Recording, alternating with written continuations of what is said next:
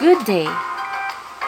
We are going to talk about a creative writing topic, which is the emergence and development of literary pieces in the Philippines. But before that, you must know this word. It presents human experience in various forms. It has a subject, form, and point of view. It can be a poem, a short story, or a drama. It is a term used to describe written or spoken material. Right, that's literature. History and literature are closely connected to each other. For in every literary piece, a place's culture, tradition, civilization, and ways of the people in a specific period of time becomes a subject. We can revisit past events that became both an inspiration and lesson for the present and future generations.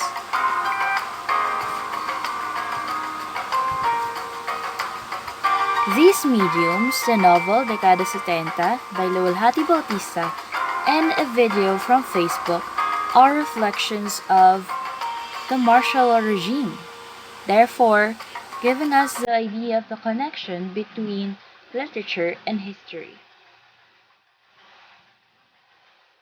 Let's now look at the emergence and development of literary pieces in the Philippines.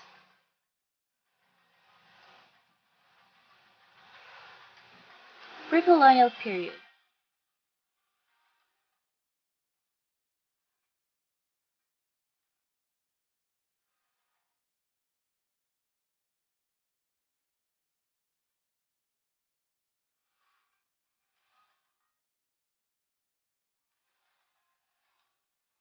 Riddles.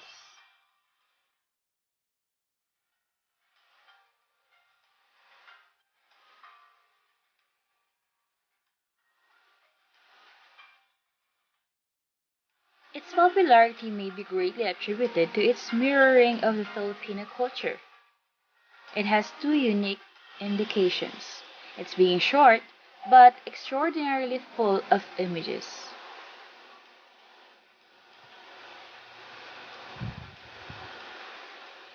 Here are some of the riddles or bugtong in the Philippines.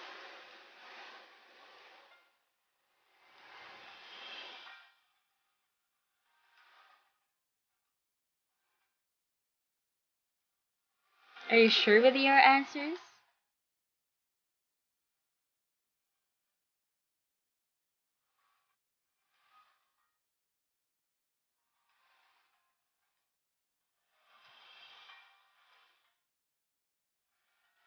How about proverbs?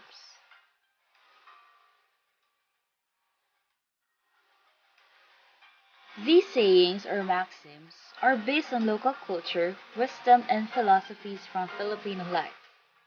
The word proverb corresponds to the Tagalog words salawikain, kasabihan, and sawikain, and to the Ilocano word sarsarita. An example: a broom is sturdy because its strands are tightly bound. In Tagalog, matibay ang walis, palibhas ay magkabikis. And here, a common object, which is a broom, is compared to something abstract, such as cooperation, unity, etc. Another genre which flourished during this period is the tanaga. Is a short poem influenced by the Japanese short poems haiku and tanka. It has 4 lines, each has 7 syllables.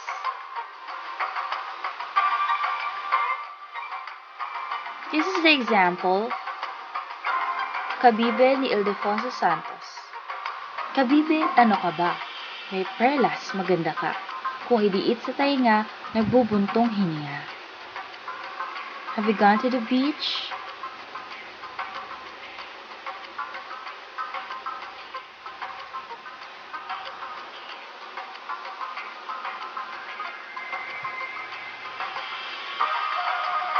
The second period in our timeline is the Spanish colonization. In fact, Spanish occupied Philippines in early 15th century. Because of this, two distinct classifications of literary pieces evolved, particularly religious and secular types. Religious literature have religious lyrics written by Ladino poets, or those versed in both Spanish and Tagalog. Passion and Cenaculo are the examples.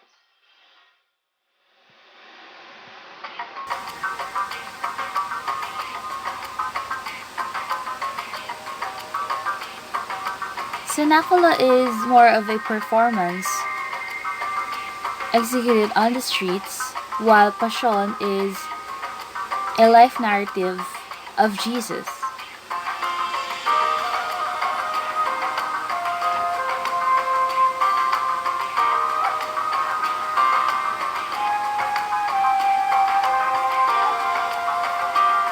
Meanwhile, secular literary examples are awit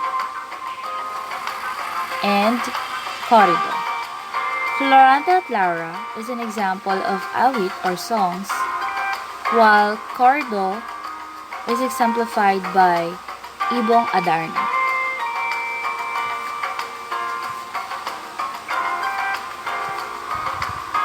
Famous writers in this period are José de la Cruz and Francisco Baltazar. The first was the foremost exponent of the commedia during his time, while Francisco Baltazar, or Balagtas, is the acknowledged master of traditional Tagalog poetry.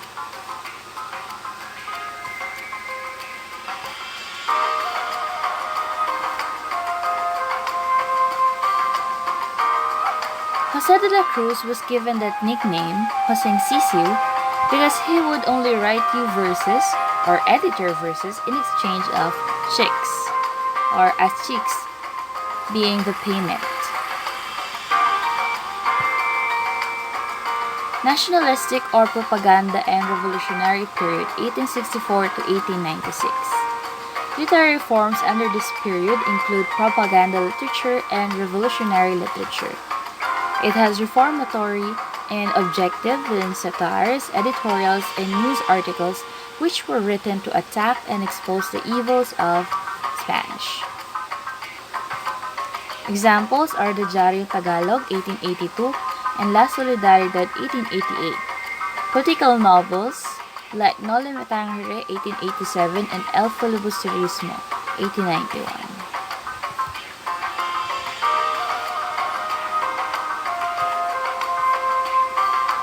Revolutionary literature. More propagandistic than literary, as it is more violent in nature and demanded complete independence for the country. Kalayaan was a newspaper of the Katipunan, which means independence and solidarity. This is edited by Emilio Jacinto. Other examples: poems such as Hibik ng Pilipinas by Andres Bonifacio, Liwanag at Dilim by Emilio Jacinto, and True Decalogue by Apolinario Mabini were composed.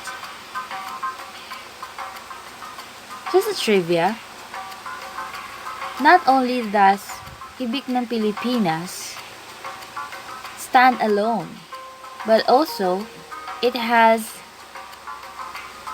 preceding related texts from Flores and Del Pilar. You can find the trilogy at http://marinduque.gov.blogspot.com. Just look at the link flash on the screen. American colonization period 1901 to 1946. Being imitative of American models of writing, especially during its period of apprenticeship. In this period rose the Tagalog novel Banaga at Sikat by Lope K. Santos, a poem Pag-ibig by Jose Corazon de Jesus, short stories Dead Stars, an example, by Paz Marquez Benitez, and a novel Child of Sorrow, which is the first novel in English by a Filipino writer, Zoilo Galang. Period of emergence, 1920 to 1930. Short stories are the most prevalent literary form. Jose Garcia Villa earned the international title Poet of the Century. During this period, writers were given the chance to write in newspapers.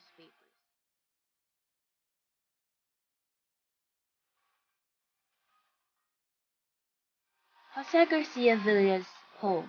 First, a poem must be magical, then musical as a seagull, and it must hold fire as well.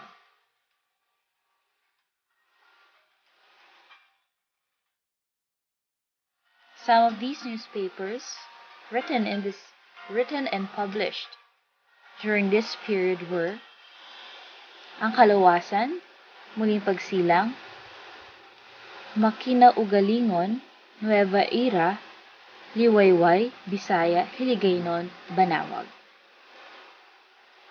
Until now, we still have the Liwayway magazine. So these are the examples of the editions of Liwayway magazine through the years.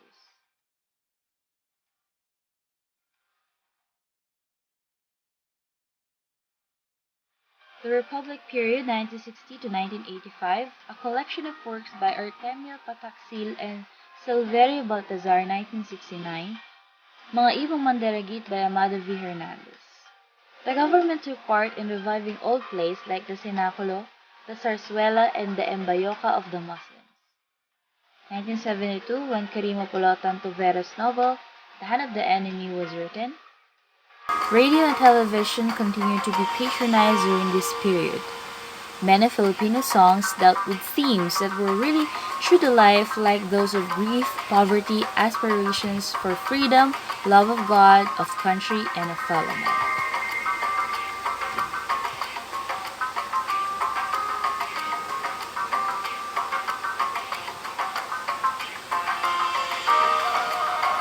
Contemporary or the modern period 1986 to present. Themes that were used and exercised during the contemporary period are onomatopoeia, the use of words that imitate the sounds associated with the objects or actions they refer to. Example, bam! Messages in poetry. The idea about life that a poet writes about is called the theme or message of the poem. The theme drives both plot and story from beneath the surface.